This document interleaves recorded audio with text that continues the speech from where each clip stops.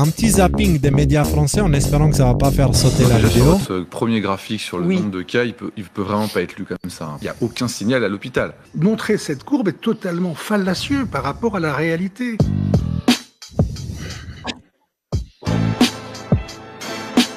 Alors, il faut dire que toutes ces mesures anti-Covid sont annoncées alors que la situation sanitaire se dégrade progressivement. Les derniers chiffres, 2846 nouveaux cas en seulement 24 heures, 27 nouveaux foyers de contamination, 18 décès supplémentaires.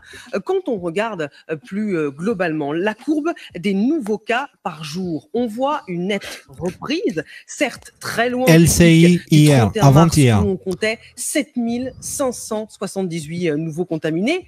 Le nombre d'admissions en réanimation reste faible, 20 nouvelles admissions hier. Le 1er avril, on a pu aller jusqu'à près de 800 nouvelles entrées en réanimation. Et enfin, les chiffres de la mortalité, 18 nouveaux décès hier, loin du pic de 613 morts le 6 avril. Docteur Blachier, doit-on craindre une deuxième, voire une troisième, quatrième vague? Bon, déjà, sur votre premier graphique, sur le nombre de cas, il peut vraiment pas être lu comme ça, puisque le premier pic, c'est des gens qui arrivaient à l'hôpital en détresse respiratoire, on les diagnostiquait, ils étaient Covid. Aujourd'hui, c'est des gens qu'on va chercher, qui sont le plus souvent des jeunes asymptomatiques. C'est-à-dire qu'en fait, si on avait fait des tests à l'époque, on n'aurait pas eu ce premier pic-là, on l'aurait eu 10 fois au-dessus. C'est à peu près les estimations qu'on a dans nos modèles. Donc aujourd'hui, le pic épidémique qu'on a, il est à peu près 10 fois en dessous celui qu'on a probablement eu lors du premier pic. Simplement, on ne diagnostiquait pas. Et aujourd'hui, vous l'avez montré, il n'y a aucun signal à l'hôpital. Ça veut dire que la situation est encore plus rassurante. Ça veut dire qu'aujourd'hui, on a même la journaliste est surprise. Une circulation qui est bien inférieure à celle qu'on avait en mars, qui est plutôt probablement celle qu'on avait en janvier-février, qui était déjà sans doute la même, c'est-à-dire essentiellement dans une population jeune. Au bout d'un moment, c'est devenu tellement important que ça a atteint un certain nombre de personnes vulnérables, et on a vu des gens arriver à l'hôpital. Donc on n'est pas du tout à la situation de mars, on est plutôt probablement à la situation de janvier-février. Et le fait de dire qu'il y aura une deuxième vague, c'est irrémédiable, non, moi je suis pas d'accord.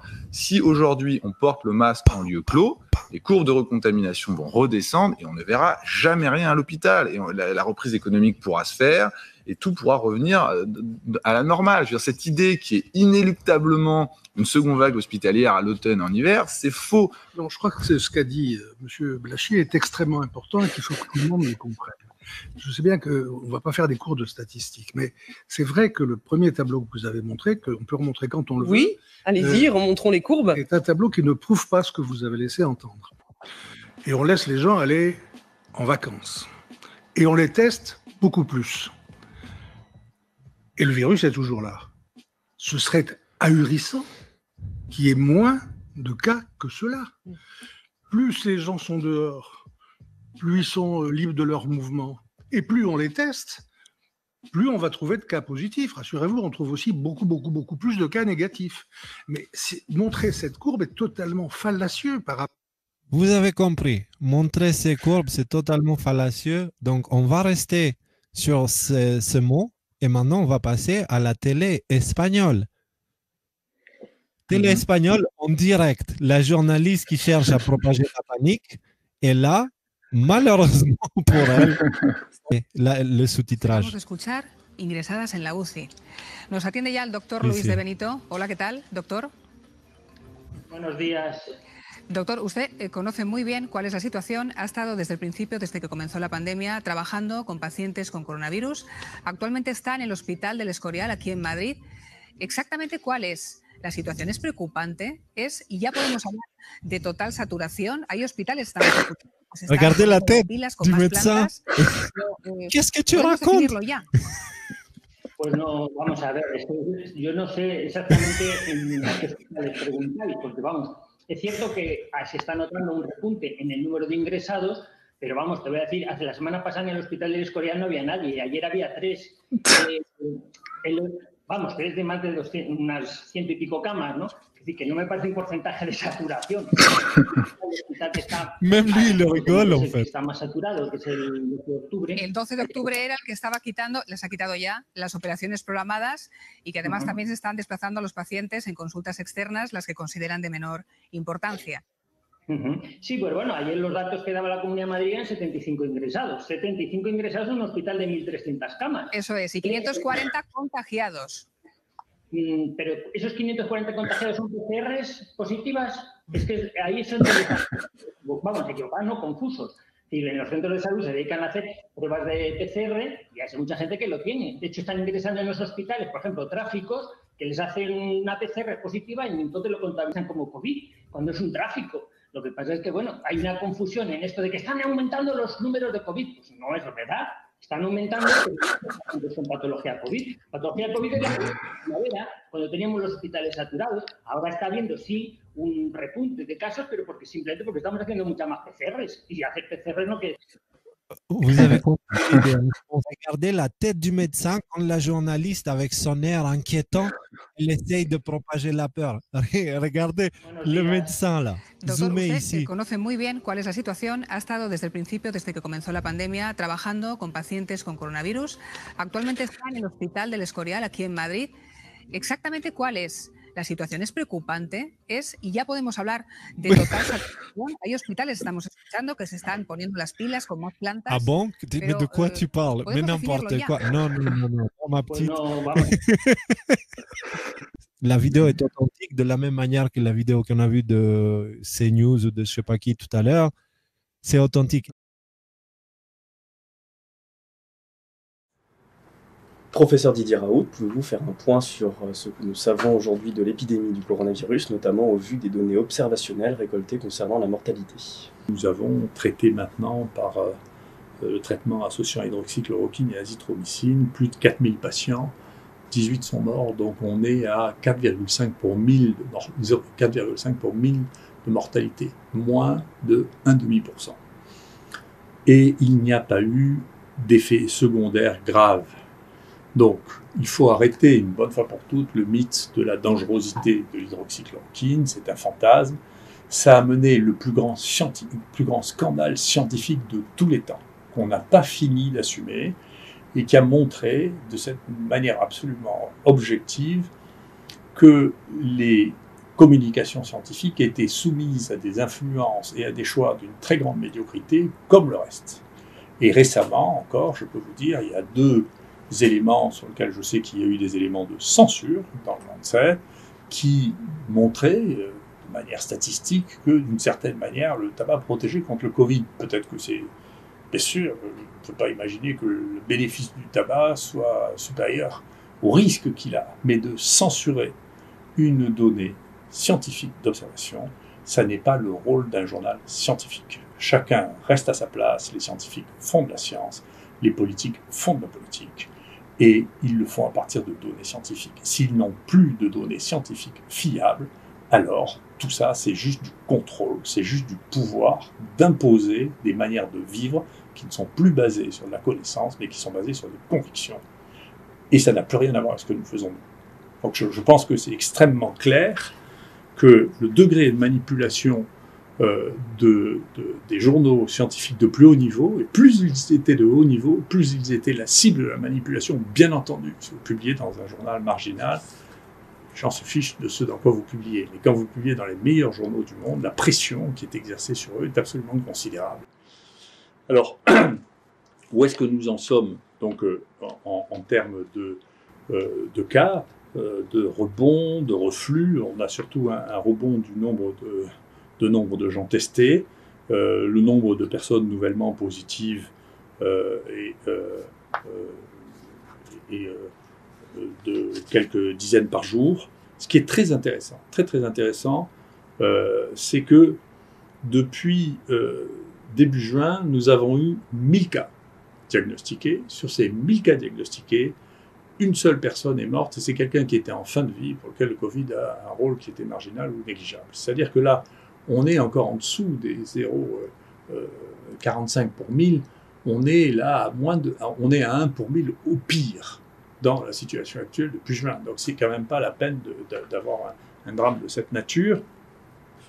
Et donc d'ailleurs, j'avise mes amis méthodologistes pour pouvoir démontrer que quelque chose est égal ou supérieur au traitement que nous avons mis, pour lequel nous avons une mortalité actuellement de 0,45%, donc 4,5 pour 1000. Il faudrait faire une étude randomisée avec 67 000 personnes 43 000 personnes 2 fois, pour pouvoir démontrer qu'il y a une différence de 1 pour 1000. D'accord ? Donc c'est impossible à réaliser. Donc le traitement de référence jusqu'à preuve du contraire, c'est ça. Et on ne pourra pas démontrer qu'un traitement est supérieur à celui-là. C'est pas possible. Techniquement, c'est pas possible. Est-ce qu'on comprend pourquoi la mortalité du virus a baissé aujourd'hui ? Je n'en sais rien, et globalement, on comprend. Depuis le début, de toute manière, depuis l'ensemble des épidémies, on constate, mais on ne comprend pas pourquoi, on constate qu'au début d'une épidémie, quand les choses s'accélèrent, la mortalité, la transmission, la contagiosité augmente, et puis ensuite elle diminue sans qu'on sache pourquoi. Il y a beaucoup de théories. Est-ce que c'est l'immunité générale de la population ? Qu'est-ce que c'est ? On n'en sait rien. C'est décrit depuis le 19e siècle. De la même manière qu'on ne peut pas comprendre maintenant ce qui va se passer l'année prochaine, parce que c'est de la divination. On ne savait jamais personne. Il faut apprendre à se méfier de l'emportement idéologique, y compris médicamenteux, pour revenir à des choses très pragmatiques. Voilà, parce que quand même, ceci restera dans l'histoire de la médecine, et je pèse mes mots, on parlera encore dans un siècle de l'histoire qui a fait penser dans le monde que l'hydroxychloroquine pouvait tuer entre 10 et 30% des gens quand elle était prescrite. Personne ne pourra croire qu'il s'est passé une crise de cette nature-là, tellement elle est folle. Donc qu'est-ce qui a rendu tellement les gens fous à ce moment-là, qu'ils ont été pris à croire qu'une molécule qui avait 70 ans, qui a été prescrite à 1 ou 2 milliards de personnes, brutalement était devenue un produit incroyablement toxique. C'est quelque chose qui témoigne d'un profond problème, aussi bien de la manipulation des esprits, de l'ignorance, de l'incompétence, qui restera et qui laissera une trace dans tout le siècle à venir. Donc ça, c'est en Allemagne. Écoutez. J'ai 57 ans, je suis inspecteur en chef d'investigation criminelle. Quand j'avais 17 ans, j'ai commencé à travailler dans la police de Basse-Saxe. Je n'ai rien connu d'autre. Mon père était policier, mon frère est policier, et je suis le père de 3 hommes formidables. Je suis en réalité un ami de la parole libre et de l'improvisation. Cependant, étant pleinement conscient de l'importance et du possible impact de mon discours, j'ai décidé pour cette fois de le préparer et de le lire mot à mot. Et croyez-moi, j'ai mesuré chaque mot avec attention. Les chefs de département de police sont des fonctionnaires politiques. Quelqu'un peut-il faire carrière dans les pouvoirs judiciaires s'il prend des décisions politiquement indésirables ? Les projets de loi sont écrits par des groupes de pression, et quand on regarde, il n'est pas rare que le tribunal constitutionnel explique aux politiciens que ces lois ne sont pas constitutionnelles. Et les médias, j'ai été à Berlin l'autre jour, et je sais, comme beaucoup d'entre vous, combien il y avait de manifestants pacifiques.